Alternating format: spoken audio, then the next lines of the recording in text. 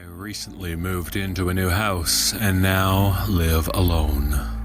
The house is near a small town, maybe 2 miles away.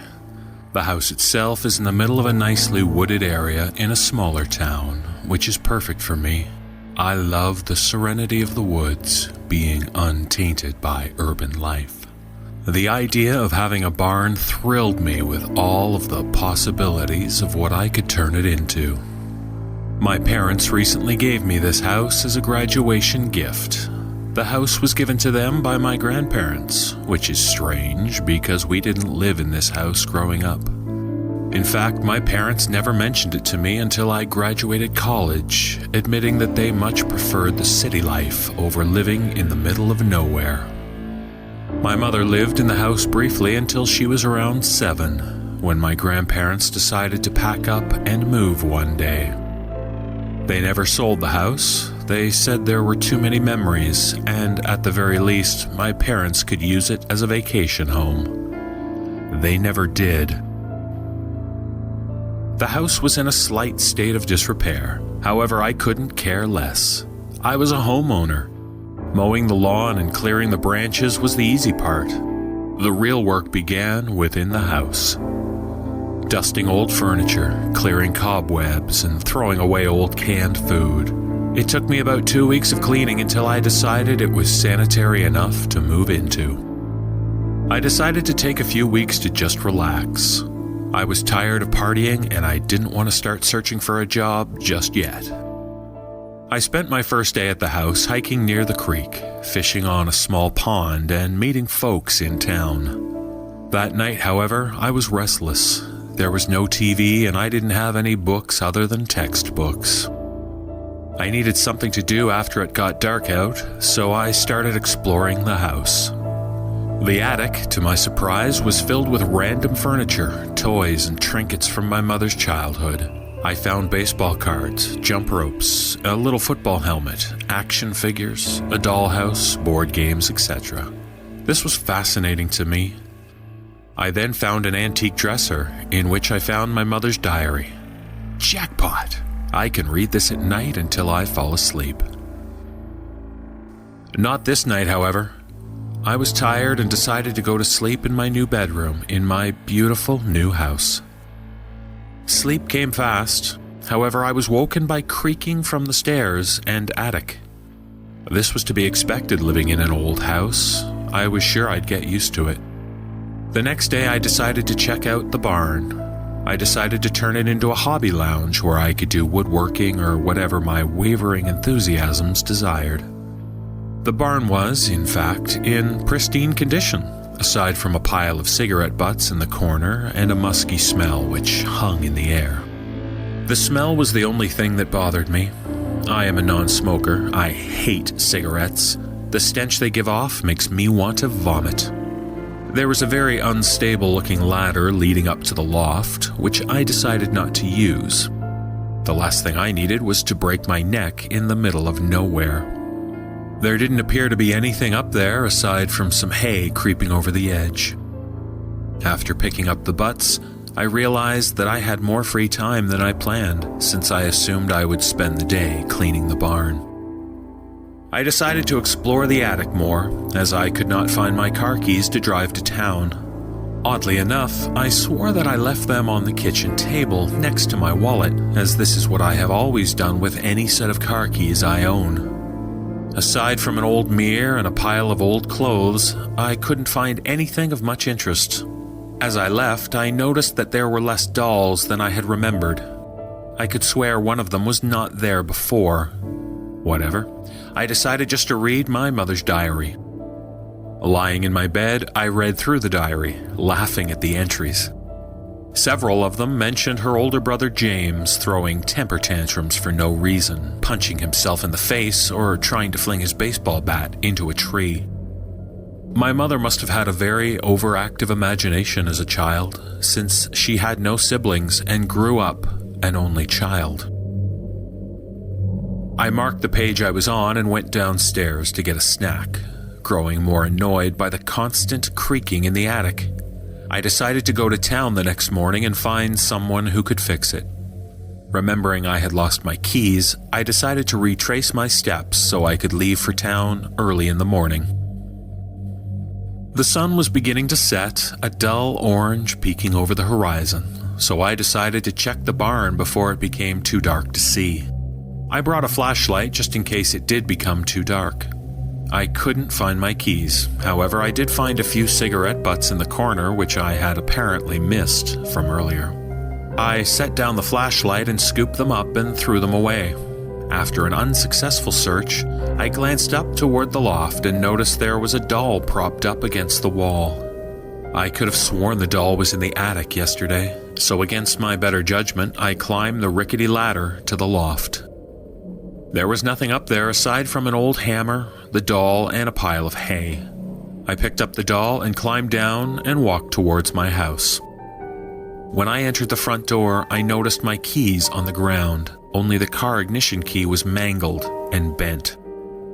Annoyed that I somehow must have stepped on the key to bend it, I decided to go to bed and walk to town in the morning. Before going to sleep, I cracked open my mother's old diary to read. She was surprisingly articulate for a 7-year-old, and I became so entranced by the story that the old house's creaking no longer bothered me. The diary's entries became more disturbing, however. James began cutting himself in front of the family and starting fires. The story was becoming very morbid for a 7-year-old's imagination. The most disturbing entry, James had tried to kill my grandfather with a knife and ran off into the woods after stabbing him, my mother bearing witness to the entire scene. After returning from the hospital, James had not returned. Dead animals started appearing outside the front door, and messages were being written on the house with blood. She wrote how her grandparents had been whispering among themselves for a week now and no longer allowing her out of the house alone. She also frequently wrote how much she missed James. The diary ended here, with no mention of when or why they moved. It just stopped. My heart was racing. My pupils dilated and my heavy breathing silent. I didn't want to stay here anymore. True or not, the diary chilled me to the bone. I was aware of everything due to my adrenaline rush, the wind blowing outside, and every little creak the house made. Wait, the house was no longer creaking. It was dead silent. I pushed my bed against the door, barricading myself in the room. I moved my dresser in front of the window, knocking over my lamp and only light source. The blanket of darkness covered the room, the only source of light coming from the tiny keyhole in the door. Determined to stay awake until sunrise, I sat with my back against the wall next to the bed. The floor began creaking down the hallway, stopping right outside my door, and then stopping. The light seeping in through the keyhole went dark. I tried to listen over the deafening sound of air entering and exiting my lungs. What was worse was my constant thumping of blood entering and leaving my heart. A few minutes after soul-crushing fear, light returned through the keyhole, followed by more creaking. I refused to look through the keyhole to confirm my worst fear. After what seemed like days, morning finally came. When light creeped around my dresser blocking the window, I moved it and waited until sunlight saturated the whole forest. Cautiously, I moved my bed and bolted down the stairs outside. I didn't need a car. I was gonna run to town. I ran into the barn to quickly grab my heavy mag flashlight as a blunt weapon if I needed it. I plucked it from the pile of cigarettes it was hiding under and ran down the dirt path into town. I called my parents to come and pick me up from a Greasy Spoon diner, making sure to sit in a booth which was against a wall and not a window. Aftermath. I did call the police, who insisted they found nothing out of the ordinary, and both my mother and grandparents deny any existence of a family member named James. I returned to the house with several friends, and my parents, mind you, to retrieve my belongings. I was not living in this damned house. There were blank pages from the diary stacked nicely on the nightstand. However, we couldn't find the diary no matter how much we searched. My mother vehemently denied ever having one and scolded me for smoking in the barn and littering the ground with cigarette butts and having such an active imagination.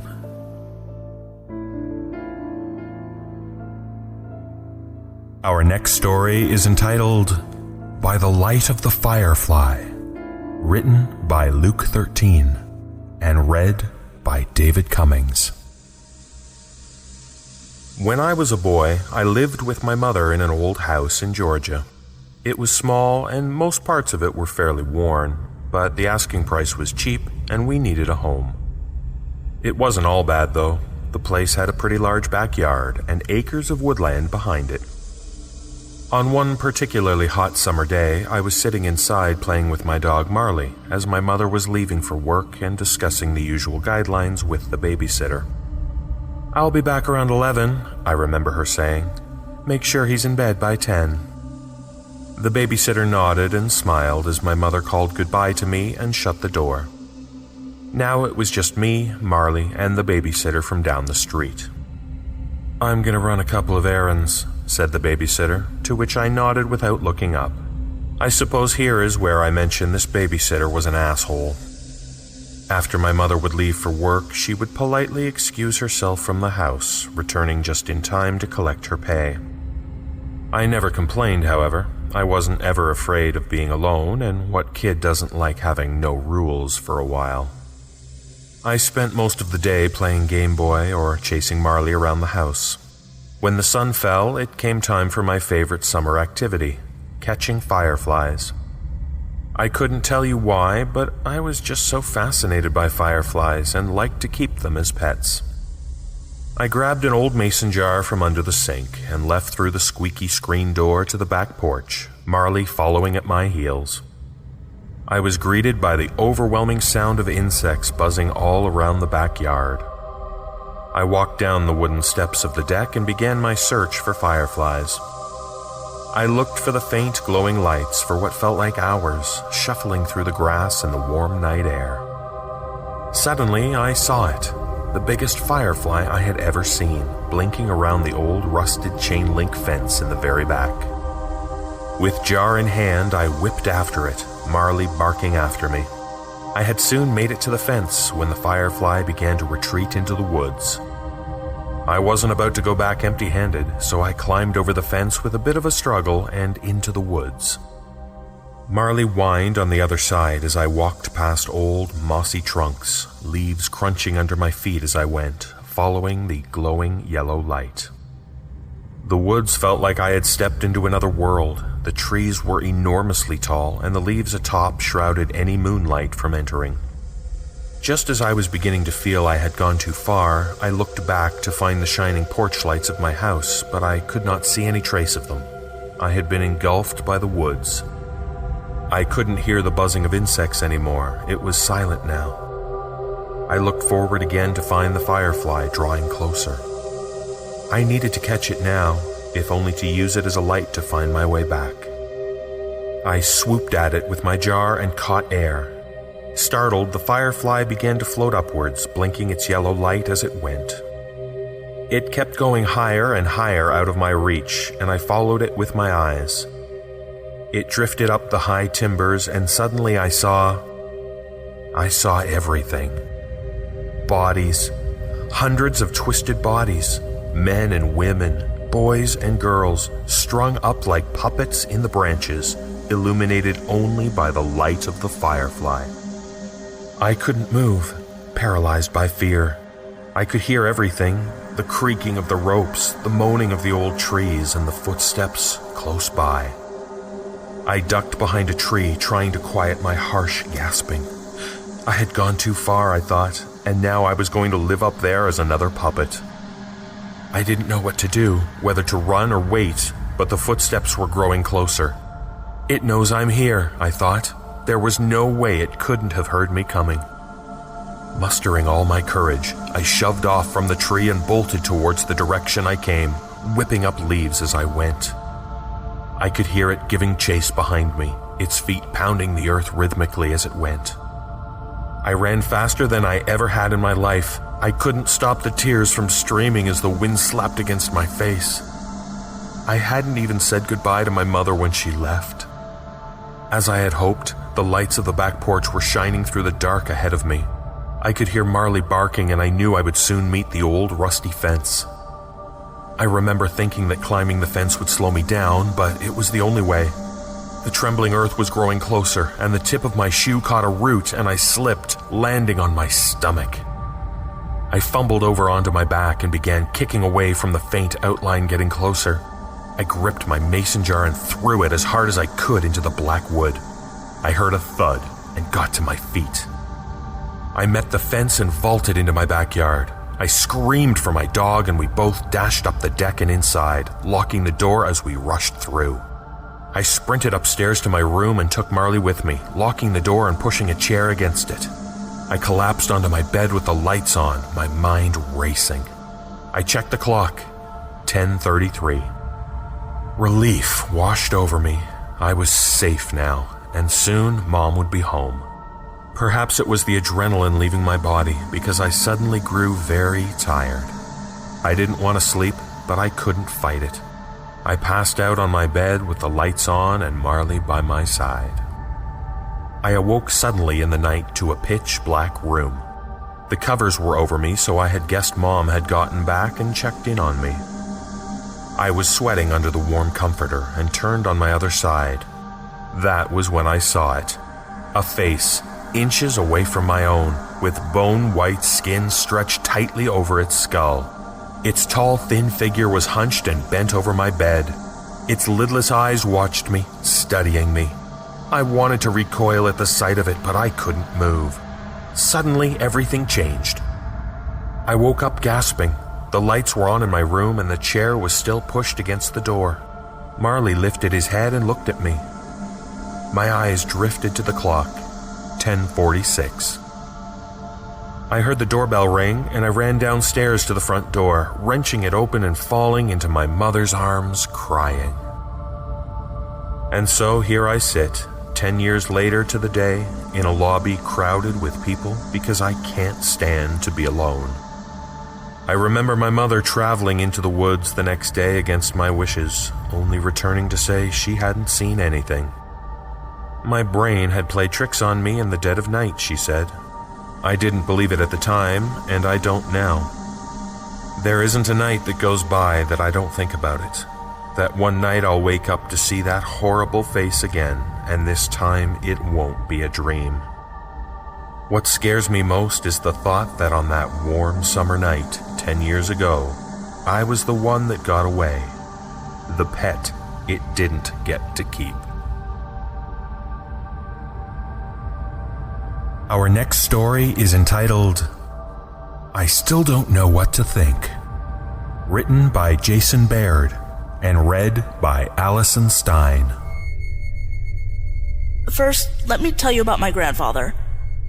I literally just met him a few days ago. He's my dad's wife's dad, and as she's the new stepmom, this is the first time we're visiting her family. My new grandfather isn't too old, I think, somewhere around 50 or so, maybe? He's sort of grumpy, but he's alright. He's got a pretty kick-ass beard. He's got something wrong with him.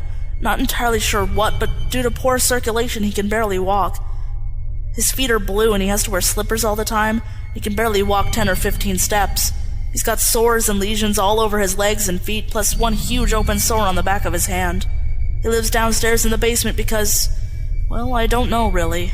I think he might be embarrassed having to sit around all day and not move while we all pass him by. The doctors refuse to help him until he stops smoking, and he doesn't think he can stop after smoking for his entire life. The following occurred around 3:30 or 4 a.m. this morning. I was sitting here on Reddit as I'm usually doing around that time, when out of the dead silence I begin to hear a faint buzzing noise. At first I ignore it, probably just my imagination.